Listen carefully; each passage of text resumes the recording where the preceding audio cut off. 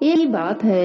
एक नगर में एक सेठ रहता था। वह अपने शादी के बाद नए वस्त्र पहनकर अपने पत्नी को लाने पहली बार ससुराल जा रहा था। रास्ते में उसने एक गाय को तालाब की ओर जाते देखा। वह गाय पानी पीने के लिए तालाब में उतर तो गई, लेकिन कीचड़ होने के वजह से वह तालाब से बाहर नहीं निकल पा रही थी। गाय ने उस आदमी को वहां से गुजरते देखा तो उसने आदमी से मदद के लिए कहा, लेकिन उस सेठ ने कहा कि मैं नया वस्त्र पहना हूँ और मैं अपने ससुराल जा रहा हूँ। अगर मैं तुम्हारी मदद करूँगा तो मेरे कपड़े गंदे हो जाएंगे। गाय माता उदास हो गईं और वह कीचड़ में धंसती जा रही थीं। गाय ने उस सेठ को श्राप दे दिया कि अब से 8 पहर बाद तू गधा बन जाएगा। अब वह सेठ डर गया और गाय से अपनी भूल के लिए क्षमा मांगने लगा, लेकिन तब तक गाय पूरी तरह पानी में डूब चुकी थी। वह सेठ पछताता हुआ उदास मन से अपने ससुराल पहुंचा। जाते ही उसने अपने पत्नी को ले जाने की रट लगा दी। सभी ने उसे बहुत आग्रह किया कि अभी तो तुम आए हो, कम से कम एक रात यहाँ रुक जाओ, लेकिन वह रुकने के लिए तैयार नहीं था। तब उसकी पत्नी ने कहा कि जब सभी लोग इतना कह रहे हैं तो आप एक दिन के लिए क्यों नहीं रुक जाते।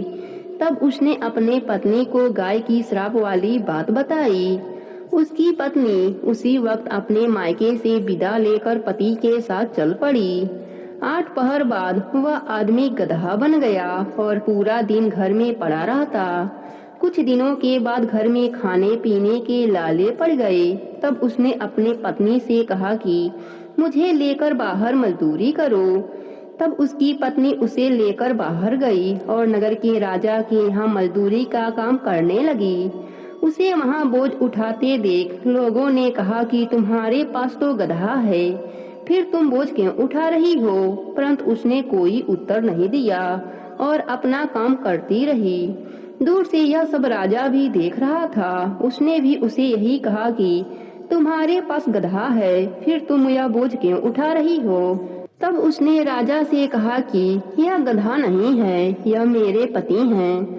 उसने गाय के श्राप वाली पूरी बात राजा को बताई। राजा ने अपने पूरे नगर में विद्वानों और पंडितों को बुलाकर इसका उपाय पूछा। तब एक विद्वान ने बताया कि जिस किसी ने 101 एगारस का व्रत किया हो वह अपने पुण्य का फल इसे दे दे तो यह अपने असली रूप में आ सकता है। यहाँ हम आपको एगारस का अर्थ स्पष्ट कर देते हैं। 11 एकादशी व्रत रखने पर एक एगारस पूरा होता है और 22 एकादशी व्रत रखने पर 2 एगारस पूरा होता है। ऐसे ही जिसने 101 बार 11-11 एकादशी के व्रत किए हों उसके पुण्य के फल से वह आदमी अपने असली रूप में आ जाएगा। राजा अपने पूरे नगर में घोषणा करा दी, लेकिन किसी ने भी पूरे 111 का व्रत नहीं किया था। कई दिन बाद उन्हें एक बुढ़िया मिली जिसने 101 एगारस पूरे कर लिए थे। राजा ने उस बुढ़िया को उसका फल देने को कहा, लेकिन वह बुढ़िया 100 एगारस एकादशी फल देने को तैयार हुई, क्योंकि 1 एगारस का फल वह खुद अपने लिए रखना चाहती थी, जिससे कि उसे मोक्ष की प्राप्ति हो और वैकुंठ धाम में वास मिले। इतना कहकर उसने अपने 100 एगारस एकादशी का फल उस सेठ को दे दिया।